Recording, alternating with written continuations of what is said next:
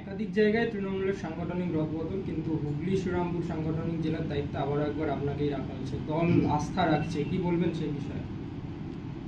দল আস্থা রেখেছে, আমাকে সেই কাজ করে দেখাতে হবে।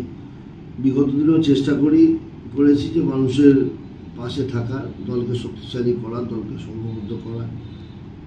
আমি ধন্যবাদ জানাই আমার নেত্রী মমতা বন্দ্যোপাধ্যায়কে, ধন্যবাদ জানাই নেতা অভিষেক বন্দ্যোপাধ্যায়কে, যারা আশীর্বাদ করেছে, যারা দায়িত্ব দিয়েছে, সেই দায়িত্ব যেন অক্ষরে অক্ষরে পালন করতে পারি সেই চেষ্টা আমি সবসময় করব।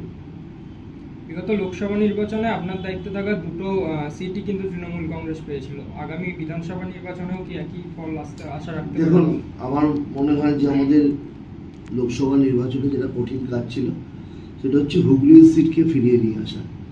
যেটা কথা দিয়েছিলাম আমার নেত্রী মমতা বন্দ্যোপাধ্যায়, নেতা অভিষেক বন্দ্যোপাধ্যায়কে, যে হুগলি আমরা পুনরুদ্ধার করব। চেষ্টা করেছি বুথ স্তর পর্যন্ত গিয়ে মিটিং করার, মানুষের সাথে যোগাযোগ করার। মানুষ সেই আস্থা ভরসা দলের প্রতি রেখেছে, তৃণমূল কংগ্রেসের প্রতি রেখেছে। মানুষ আশীর্বাদ করেছে, রচনা বন্দ্যোপাধ্যায় জিতেছে, হারিয়ে যাওয়া সিট আমরা পুনরুদ্ধার করেছি।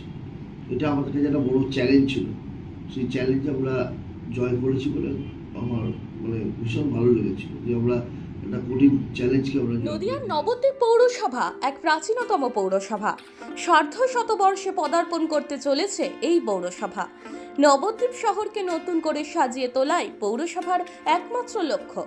ইতিমধ্যেই ৪৫ কোটি টাকা ব্যয় ভূগর্ভস্থ বিদ্যুৎ সরবরাহ, ১১২ কোটি টাকা ব্যয় আর্সেনিক মুক্ত জল শহরবাসীর কাছে পৌঁছে দেওয়া, নবদ্বীপে আগত ভ্রমণ পিপাসুদের জন্য যুববাস নির্মাণ, নবরূপে আনন্দকানন পার্ক, তৃতীয় বৈদ্যুতিক চুল্লি, বিবেকানন্দ স্টেডিয়াম, এছাড়াও ৬ কোটি টাকা ব্যয়ে তাঁতিবাজার নির্মাণের কাজ শেষ হয়েছে। সলিড ওয়েস্ট ম্যানেজমেন্ট প্রকল্প, গৌরাঙ্গ সেতু থেকে ফাঁসিতলা সংযোগকারী রাস্তা নির্মাণ, গৌরাঙ্গ বিহার, ভারতী চতুষ্পাঠী মহাবিদ্যালয়, উন্নত লঞ্চ ব্যবস্থা, যানজটমুক্ত বাইপাস তৈরি, স্পোর্টস একাডেমি ইত্যাদির কাজ এখন বাস্তবায়নের পথে। এছাড়াও হেরিটেজ শহর নবদ্বীপকে যানজট মুক্ত রাখার জন্য বাইপাস রোডের পাশাপাশি মাননীয় পৌরপতি মহাশয়ের ঐকান্তিক প্রচেষ্টায় একটি সার্কুলার রোডের কাজ শীঘ্রই শুরু হবে। মোমো খেতে ভালোবাসেন? তাহলে অবশ্যই আসতে হবে শ্রীরামপুরের বিখ্যাত বান্টি মোমোতে, যা এখন মো ফ্যামিলিও। বিভিন্ন ভ্যারাইটির মোমো খেতে আজই চলে আসুন শ্রীরামপুর বিপি দে স্ট্রিটে মো ফ্যামিলিওতে।